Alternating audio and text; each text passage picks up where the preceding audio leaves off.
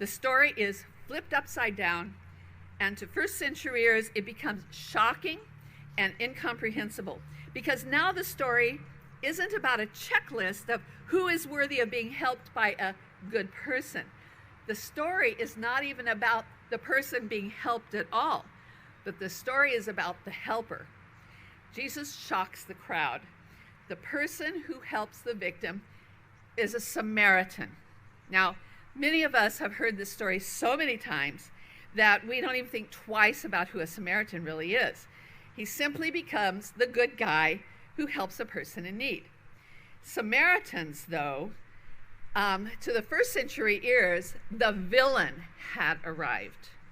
Samaritans were the half-breeds who the Jewish people hated. They would walk way out of their way in order to not even go through Samaria. It would have been easier, more easily accepted by the audience had a noble Jewish person helped a hated Samaritan. But Jesus' teachings were not about cultural acceptability. In our time and place, Jesus might have told a story about an American or a European being helped by a member of the Taliban or Al-Qaeda or ISIS. That was the level of utter disbelief that would have been elicited by Jesus framing the Samaritan as the hero of the story. It was impossible. It was incredulous. The checklists were thrown out the window. Love of neighbor had no boundaries. In that era, if the victim was known who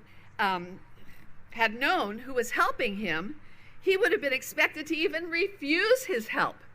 No good Jewish person should be helped by a Samaritan. But the story now was about the one helping. The rules were suddenly thrown out the window. Neighborliness, as Jesus portrayed it, wasn't in the rule book at all. This was something completely new. The kind of help the Samaritan offered was risky. For him to take the wounded man to a place of help meant that he could have been accused of having caused his injuries to begin with. He could have been the scapegoat for those who had robbed and beat him. Such is the risk that the Samaritan took on behalf of the stranger. He could have been accused of trying to kill him in the first place. The Samaritan could have simply left the man on the road, or could have left the man at the door of the inn and reduced his risk, remaining anonymous. But not only does he stay overnight to take care of him, he also promises to return.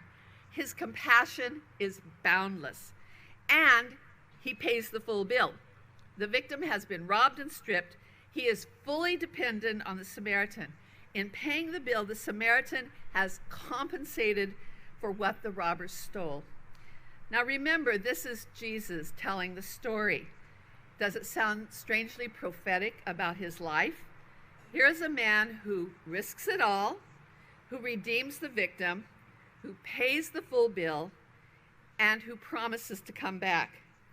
The story is actually a direct parallel to Jesus' own life. Now, I can imagine the listeners in the crowd becoming more and more amazed. The original question put to Jesus, in effect, was, who do I need to love in order to be considered a good person? And Jesus' answer eliminates the boundaries, eliminates the rules, and flips the whole conversation upside down. He shocks and he surprises. Jesus' message, though, was not about inclusivity or charity. Yes, he was letting us know that the boundaries of our care and love need to be constantly widened. He's pushing us to recognize that in God's eyes, all people are a part of his plans for redemption.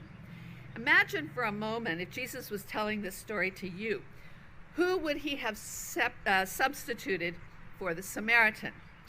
For me, in my life of working with issues of human trafficking, it would have been a violent pimp, a trafficker, a brothel owner, a pedophile, a rapist, the men who buy girls. God desperately wants them to also know his saving grace. Most often, I get so focused on the victim that I have a hard time knowing that God's grace actually extends also to the perpetrator.